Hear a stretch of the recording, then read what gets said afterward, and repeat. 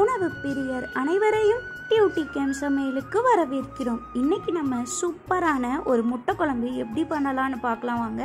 இதுதான் தேவையான பொருட்கள் எல்லாமே. ரொம்பவே சிம்பிளான டேஸ்டான முட்டை குழம்பு தான் நம்ம இன்னைக்கு பண்ண போகிறோம். நான் இன்னைக்கு 3 முட்டை எடுத்துக்கிட்டேன். 3 பேர் சாப்பிட்ற அளவுக்கு தான் நான் குழம்பு பண்ண போகிறேன். முதல்ல 3 முட்டையை கொட்டி ஊற்றிடலாம்.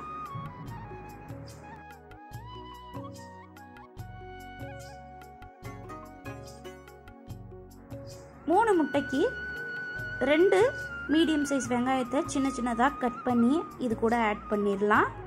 கூடவே சின்ன சின்னதாக கட் பண்ணியிருக்கிற ஒரு பச்சை மிளகாய் ஆட் பண்ணிக்கலாம். முட்டைக்கு தேவையான அளவு உப்பு ஆட் பண்ணிக்கோங்க. காரத்துக்கு தகுந்த மாதிரி மிளகுத்தூள் ஆட் பண்ணிக்கோங்க. அதுக்கப்புறமா 1/4 ஸ்பூன் கிட்ட வத்தத்தூள் ஆட் பண்ணிக்கலாம். இப்போ இதை எல்லாத்தையுமே நல்லா பீட் பண்ணி எடுத்துக்கோங்க. நல்லா நுர வர அளவுக்கு முட்டையை நல்லா பீட் பண்ணி எடுத்துக்கோங்க.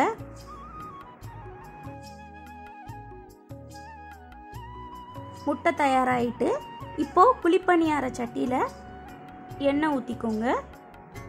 உங்ககிட்ட குழிப்பணியார சட்டி இல்லைன்னா பரவாயில்ல, நீங்கள் எப்படி வெங்காய முட்டை சுடுவீங்க தோசை தவால அந்த மாதிரியே நீங்கள் சுட்டு எடுத்துக்கோங்க. எல்லா குழியிலையும் எண்ணெய் ஊற்றுனதுக்கு அப்புறமா நம்ம பீட் பண்ணி வச்சிருக்கிற முட்டையை இதில் ஆட் பண்ணிடலாம்.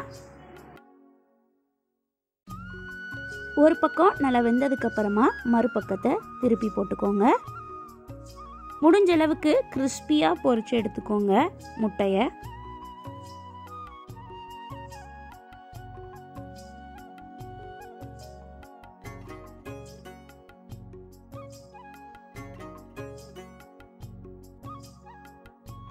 ரெண்டு பக்கமும் நல்லா வேகணும். 2 பக்கமும் நல்லா வெந்ததுக்கு அப்புறமா நம்ம எடுத்துடலாம்.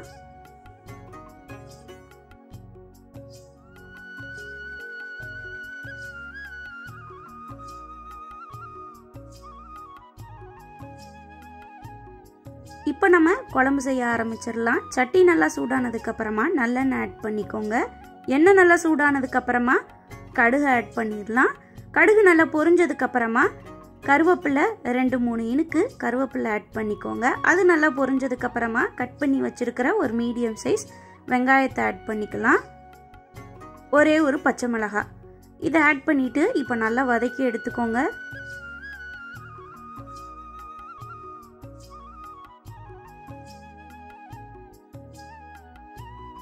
வெங்காயம் ஓரளவு வதங்கினதுக்கு அப்புறமா நம்ம கட் பண்ணி வச்சிருக்கிற ஒரு மீடியம் சைஸ் தக்காளியை ஆட் பண்ணிடலாம். இப்போ தக்காளியும் நம்ம நல்லா வதக்கி எடுத்துக்கலாம். வெங்காயம் தக்காளி நல்லா வதங்கணும், அப்போதான் குழம்பு ரொம்ப டேஸ்ட்டாக இருக்கும். சீக்கிரமாக தக்காளி வதங்கணுங்கிறதுக்காக நான் கொஞ்சமாக உப்பு ஆட் பண்ணிக்கிட்டேன்.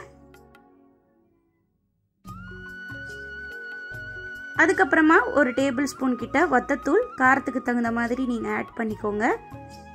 இப்போ திரும்ப நல்லா இதை வதக்க ஆரம்பிச்சிடலாம். தக்காளி நல்லா மசிஞ்சு வரணும். தக்காளி நல்லா மசிஞ்சு வந்ததுக்கப்புறமா நான் தண்ணி தேங்காய் பால் ஆட் பண்ண போகிறேன். நான் பாதி தேங்காயில் மீடியம் சைஸ் தேங்காயில் பாதி தேங்காய் எடுத்துக்கோங்க. அதிலிருந்து கட்டிப்பால் அதுக்கப்புறமா தண்ணிப்பால் எடுத்து வச்சுக்கிட்டேன். தண்ணிப்பாலை மட்டும் இப்போ நம்ம ஆட் பண்ணி இதை கொதிக்க வைக்க போகிறோம். ஒரு 2லேருந்து 2.5 கிளாஸ் அளவுக்கு தண்ணிப்பால் எடுத்து நல்லா இதை கொதிக்க வைங்க. நல்லா இந்த அளவுக்கு கொதிச்சதுக்கு அப்புறமா நம்ம பொரிச்சு வச்சிருக்கிற முட்டையை ஆட் பண்ணிடலாம். உங்ககிட்ட குழிப்பணியார சட்டி இல்லைன்னா பரவாயில்ல, நீங்கள் சாதாரண தோசை தவாலையே எப்பவும் எப்படி வெங்காய முட்டை ஃப்ரை பண்ணி எடுப்பீங்களோ அந்த மாதிரி ஃப்ரை பண்ணி எடுத்துக்கோங்க. அதுக்கப்புறமா ட்ரையாங்கிள் ஷேப்பில் இல்லைன்னா உங்களுக்கு வேண்டிய ஷேப்பில் கட் பண்ணிவிட்டு தண்ணி தேங்காய் பால் கொதிச்சு வரும்போது நீங்கள் ஆட் பண்ணிடலாம். அதுவுமே ரொம்ப சூப்பராக இருக்கும். இப்போ இது நல்லா கொதிச்சு வரட்டும். முட்டை நல்லா அப்சர்வ் பண்ணும் அந்த தண்ணியை. ஸோ அதனால் நம்மளுக்கு கொஞ்சம் கட்டியாக ஆரம்பிக்கும். கடைசியாக 1 கிளாஸ் அளவுக்கு கட்டி தேங்காய் பால் ஆட் பண்ணிவிட்டு நீங்கள் ஸ்டவ் ஆஃப் பண்ணிடுங்க. கொஞ்ச நேரத்தில் அதுவே நம்மளுக்கு குழம்பு கன்சிஸ்டன்சியில் சூப்பராக கிடச்சிரும். கண்டிப்பாக அந்த ரெசிபி ட்ரை பண்ணி பாருங்கள். நம்ம சேனலையும் மறக்காமல் சப்ஸ்கிரைப் பண்ணுங்கள்.